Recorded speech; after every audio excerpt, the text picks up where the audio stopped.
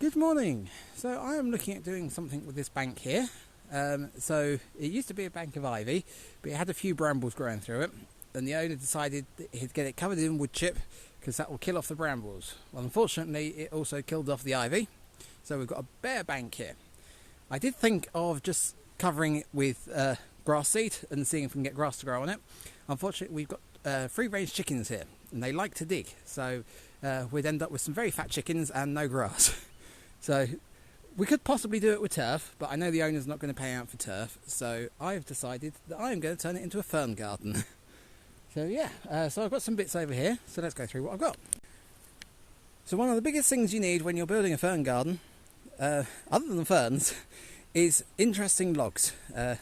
So quite often when people build fern gardens, what they'll actually use is upturned tree stumps that you're seeing the roots that are coming through.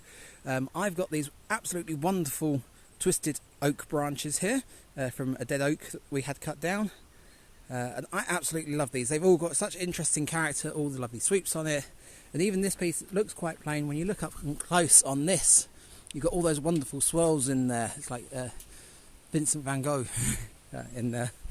So we'll use those to create structure. That should also stop the chickens from kicking the wood chip down quite so far. Okay, well I didn't record it, but I've spread the logs out. Now there is a very fine line between carefully placed logs and having it look like you just dumped them there. Unfortunately I think I might be nearer the dumped side than the carefully placed side.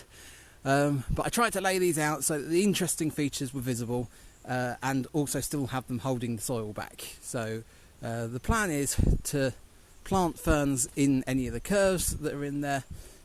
So that should look good when the ferns are growing through. So talking about ferns, that's the next step. So I've brought a selection of ferns in here from home because I absolutely love ferns. There's something like 12,000 different varieties in the world. I've got quite a good selection at home. Unfortunately all of these are what I'd consider to be your common fern, which looks like that. That said, there is actually 4 different varieties here. I don't know the names of them, but there are differences to them. It's a little bit more difficult to tell at this time of year because obviously these are deciduous ones. You can get evergreen ferns, but these will all die down for the winter. So there are some that are clump forming. So I know that these ones, they'll form a tight clump and they're more bright green and more an upright leaf to them. You then have these ones which are a much wider spread. They spread out to about a metre and a half. And they have kind of this browny fur to the back of the stems, and then there's one that's very similar but that has more of a black to the back of the stems, and then there is another one which I think might be that one which doesn't have any fur on the back of the stems. So they are all different despite all looking very similar. And then I've got a couple of toad flax just because they were there. So yeah, let's put those in.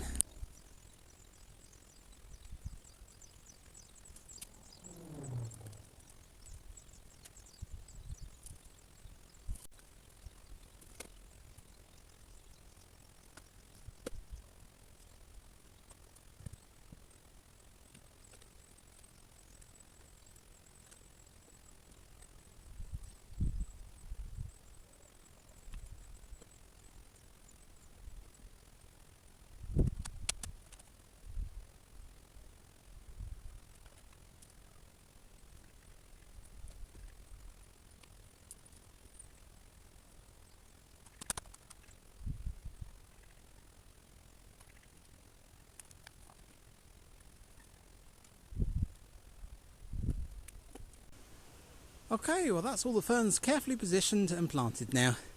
So I know it doesn't look much different at the moment, but they obviously are dormant at the moment. They'll soon start growing.